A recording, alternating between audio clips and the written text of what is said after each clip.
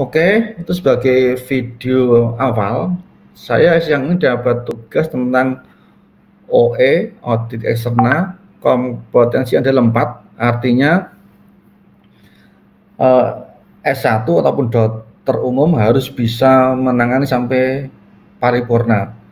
Kemudian serumen prop juga 4A, taksirnya adalah bisa mengambil serumen atau ekstraksi serumen sampai bersih dan tidak ada laserasi di liang telinga. Ketiga, tumor telinga, seingat saya ini kompetensinya dua, hanya mengetahui saja untuk level S1. Kemudian untuk daftar masalah di kelainan liang telinga terlihat di slide ini. Pada yang kasus OE, audit eksternal, yang paling dominan adalah nyeri telinga dan keluar cairan serta telinga gatal.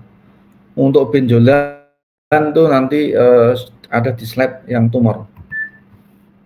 Ini adalah topik pertama, yaitu audit eksternal, kompetensinya 4A. Ingat ya, 4A harus bisa diagnosis betul, terapinya betul sampai paripurna. Untuk audit eksternal, sebelum memasuki slide selanjutnya, ada tentang topik definisi, kemudian patognomonis ya, ini yang perlu diingat-ingat sebelum diagnosis, dan foto klinis. Saya lebih cenderung pada kuliah selalu menampilkan video dan foto, oleh karena lebih mudah diingat-ingat oleh mahasiswa. Kemudian kalau audit eksternal itu terbagi dua berdasarkan letak dari infeksinya.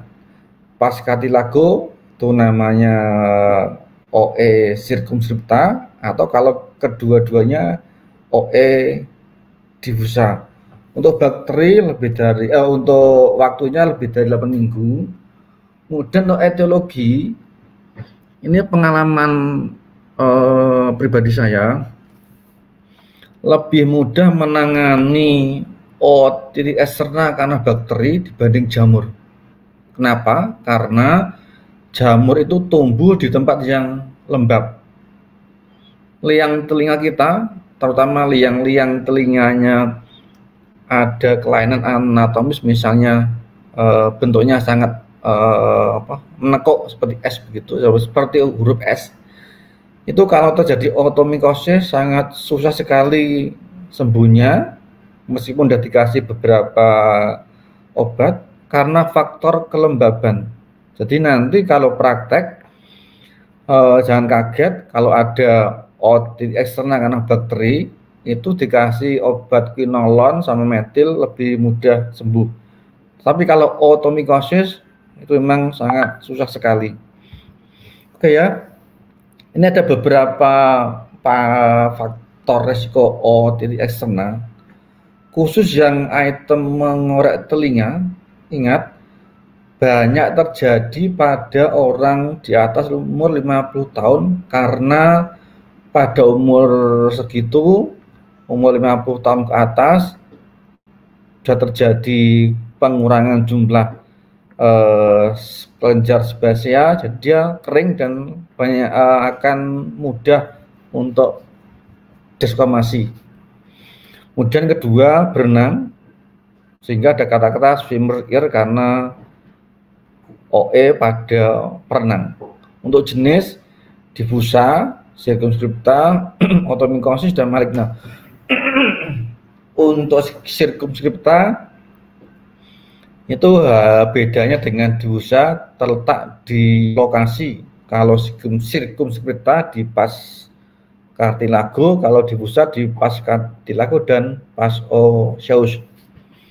Untuk otomikosis pasti karena jamur dan memang sangat sulit sekali untuk sembuh.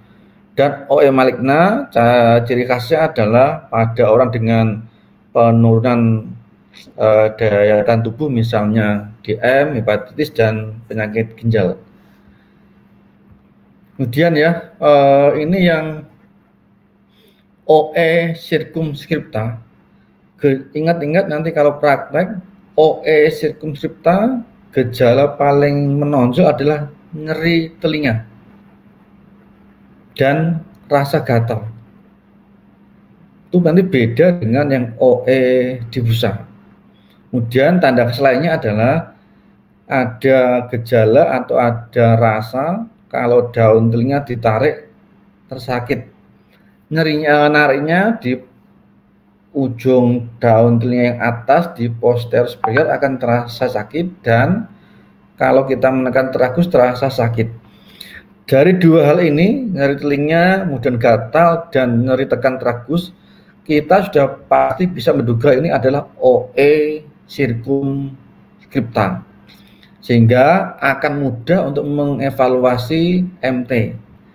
Nanti berbeda pada kasus OE diffusa. Kadang-kadang karena seluruh liang telinga itu udem, kita kesulitan menilai MT-nya intak atau perforasi dan kesulitan menilai refleks cahaya. Ini ada berbagai macam gambar ya, variasi OE. Saya tegaskan lagi, letak di pinggir. Ini namanya anulus timpani, tempat melekatnya membran timpani. Kepentingan nanti kalau untuk diagnosis perforasi, kalau perforasinya melampaui anus namanya perforasi marginal. Kalau tidak sampai ke anus tetap dianggap sentral. Kemudian ini namanya furunkel atau infeksi di kelenjar rambut liang telinga. Ini ciri khas dari OE sirkumskripta. Kita masih bisa melihat MT intak, kemudian yang udem hanya ada di pas kartilagu. Ini contoh lain dari OE yang biasanya kalau seket putih begini golongan kuman Staphylococcus. Untuk terapinya ada kata-kata ear toilet, bisa disaksen, bisa disepul. Kalau saya pribadi lebih senang untuk saksen. Kenapa? Karena kalau kita sepul, seperti Dokter Pujo tadi, hati-hati pada kasus OE yang udah lama. Oleh karena kadang-kadang OE disertai perforasi, kalau kita sepul malah nanti menambah beban infeksi ke telinga tengah. Jadi kalau saya pribadi lebih senang kata-kata ear toilet itu mensaksen ya, bukan sepul. Kemudian untuk antibiotik boleh yang topikal, boleh yang sistemik tablet. Keuntungan topikal adalah satu, bereaksi di tempatnya langsung, dan terasa nyaman oleh karena pH ini sama dengan pH liang telinga. Untuk terapi sistemik boleh dengan golongan quinolone, tapi pengalaman pribadi saya lebih cenderung menyarankan yang topikal antibiotik. Kemudian untuk analgetik sama antiinflamasi bisa dikasih metil atau paracetamol. Tetapi untuk kasus OE sirkumskripta, saya kira memakai metil saja sudah cukup, tidak usah ditambah dengan pamol.